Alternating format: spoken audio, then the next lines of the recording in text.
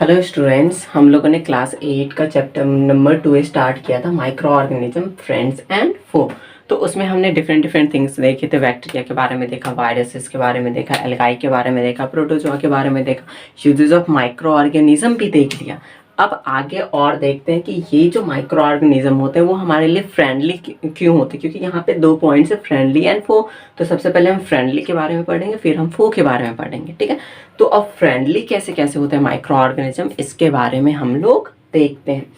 तो जो सबसे पहला पॉइंट बनता है वो बनता है micro organisms and cleaning of environment. Micro organisms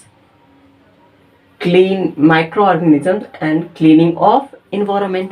ये जो माइक्रो ऑर्गेनिज्म है वो हमारे इन्वायरमेंट को क्लीन कैसे करते हैं। तो देखिए, हमने पीछे भी देखा था कि कुछ कुछ माइक्रो ऑर्गेनिज्म होते हैं, जैसे हमने एल्गाई का ये देखा था प्रॉपर्टीज के। एल्गाई जो होता है वो हमारे एटमॉस्फेयर में जितने भी पॉल्यूशन है उसका लगभग 50% जो पॉल्यूटेड पार्टिकल है वो उसके द्वारा एब्जॉर्ब किया जाता है। इस तरीके से उसने हेल्प किया।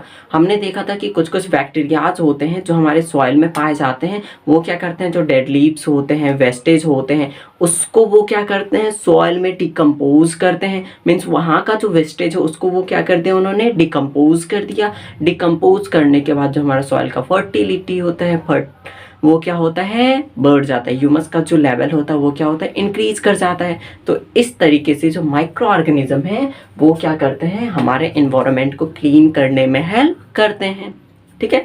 सेकेंड देखते हैं हम लोग मेकिंग मेडिसिन एंड वैक्सीन। ये जो माइक्रो ऑर्गेनिज्म है वो वैक्सीन और मेडिसिन दोनों बनाने में हेल्प करते हैं। तो आइए चलिए इसमें कुछ कुछ पॉइंट्स है उसको हम देखते हैं। तो सबसे पहला है कि एंटीबायोटिक। अब पहले एंटीबायोटिक होता क्या है। एंटीबायोटिक जो है वो एक मेडिसिन होता है जिसका यूज़ हम करते हैं, जैसे कोई बैक्टीरिया या फंगाई से रिलेटेड, जर्म से रिलेटेड कोई डिजीज़ होता है तो उस डिजीज़ से हम लोग छुटकारा पाने के लिए, फ्री होने के लिए जो है हम लोग मेडिसिन लेते हैं जिसको हम लोग बोलते हैं एंटीबायोटिक। क्या बोलते हैं, एंटीबायोटिक।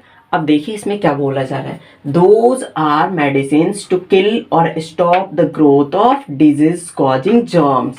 ये एंटीबायोटिक क्या करते हैं, जो जर्म्स होते हैं, वो जो जर्म्स हमारे अंदर आके डिजीज कॉज करते हैं तो उसको रोकने का या उसको किल करने का जो प्रोसेस करते हैं वो किनके द्वारा किया जाता है, एक मेडिसिन के द्वारा किया जाता है जिसको हम लोग बोलते हैं एंटीबायोटिक, ठीक है। नेक्स्ट देखते हैं, this are prepared from certain strain of bacteria and fungi.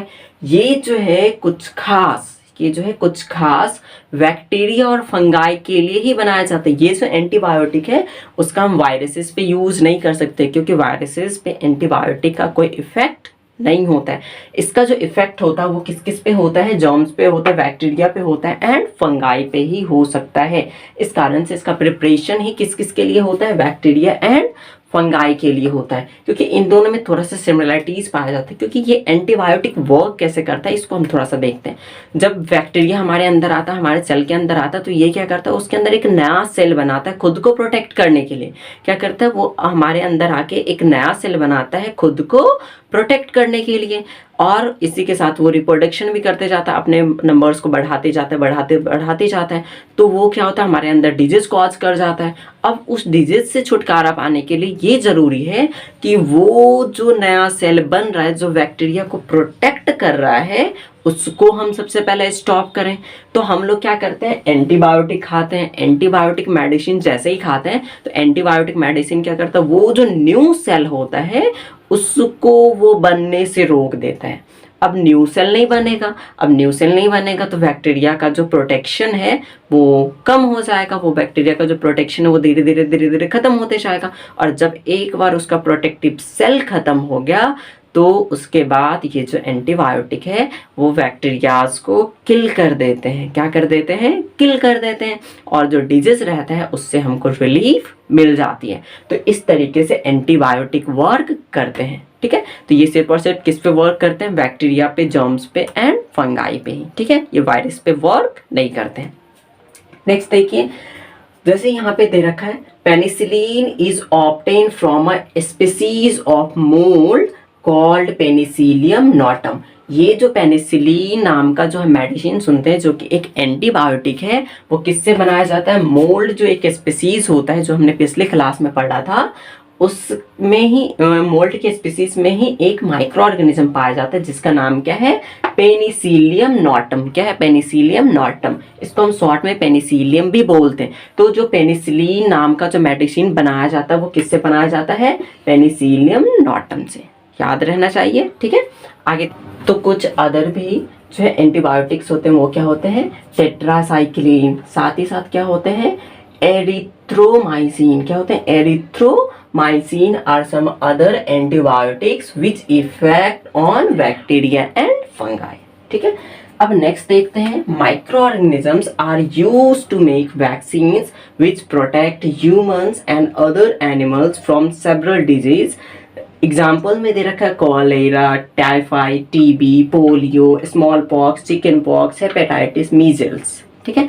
तो ये जो वैक्सीन होते हैं वो यूज क्यों किए जाते हैं? ये जो वैक्सीन है वो इसलिए बनाए जाते हैं क्योंकि हमने वायरसेस के बारे में पढ़ा, वायरसेस पे एंटीबायोटिक का कोई इफेक्ट नहीं पड़ता है, तो उनसे के कारण से जो डिजीज होगा तो उनसे बचने के लिए कुछ ना कुछ तो मेडिसिन होना चाहिए। तो इसलिए हम लोग बनाते हैं वैक्सीन को। किसको बनाते हैं?